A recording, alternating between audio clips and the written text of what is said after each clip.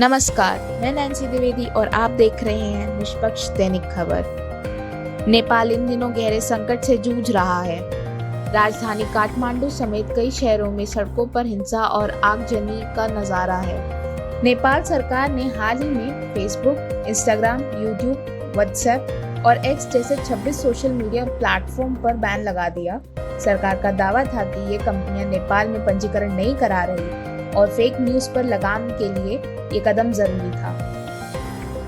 लेकिन युवाओं और छात्राओं का मानना था कि ये फैसला लोकतंत्र और अभिव्यक्ति की आजादी पर हमला है। यही नहीं, पहले ही भ्रष्टाचार, बेरोजगारी और महंगाई से जूझ रही जनता का गुस्सा भी इस आंदोलन में फूट पड़ा।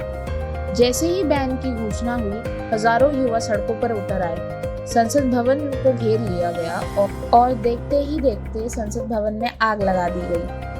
राष्ट्रपति और प्रधानमंत्री आवास पर हमला हुआ। कांग्रेस पार्टी का दफ्तर और कई सरकारी इमारतें जला दी गईं। सरकारी गाड़ियों, पुलिस चौकियों और बैंकों में तोड़फोड़ हुई। दुकानों को लूटा गया। आम लोगों की गाड़ियां जलाकर राख कर दी गईं। हिंसा के दौरान नेताओं को भी नहीं छोड़ा। पूर्व प्रधानमंत्री बहादुर देउबा और उनकी पत्नी आरजू राणा देउबा को पीटा गया। वित्त मंत्री पर गुस्साई भीड़ ने हमला किया। उन्हें भगा कर मारा पीटा गया। उनकी हालत गंभीर बताई जा रही है। कई अन्य मंत्रियों को भी जान बचाकर भागना पड़ा। पूर्व प्रधानमंत्री झालानाथ खनाल की पत्नी राज्य लक्ष्मी चित्रकार की मौत सबसे बड़ा सदमा बनकर सामने आई।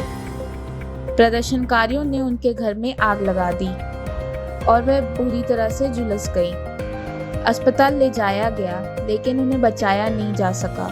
स्थिति संभालने के लिए पुलिस ने लाठीचार्ज, आंसू गैस और गोलियों का इस्तेमाल किया। सेना को भी सड़कों पर उतारना पड़ा, लेकिन हर कोशिश के बावजूद हालात काबू में नहीं आ पाए।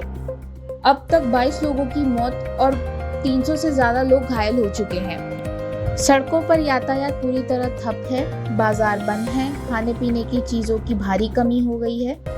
इंटरनेट और संचार सेवाएं बाधित होने से लोग अपने परिवारों से संपर्क नहीं कर पा रहे हैं। स्कूल कॉलेज बंद हैं और अस्पताल घायलों से भरे पड़े हैं। हिंसा बढ़ने पर सेना प्रमुख ने प्रधानमंत्री KP शर्मा ओली को इस्तीफा देने की सलाह दी। भारी दबाव के बाद ओली ने आखिरकार इस्तीफा दे दिया। हालांकि वे सेना की सुरक्षा में नेपाल में ही मौजूद हैं।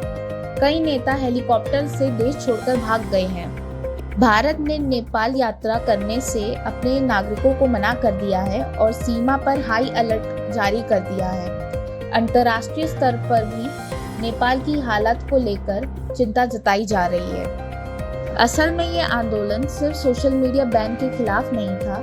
ये नेपाल की युवा पीढ़ी का गुस्सा है, भ्रष्टाचार, बेरोजगारी और सरकार की नाकामी के खिलाफ। और अब सबसे बड़ा सवाल ये उठता है कि नेपाल लोकतांत्रिक तरीके से संकट से बाहर निकल पाएगा या फिर हालात और भी बिगड़ेंगे। मैं नैन्सी द्विवेदी और आप देख रहे हैं निष्पक्ष दैनिक खबर।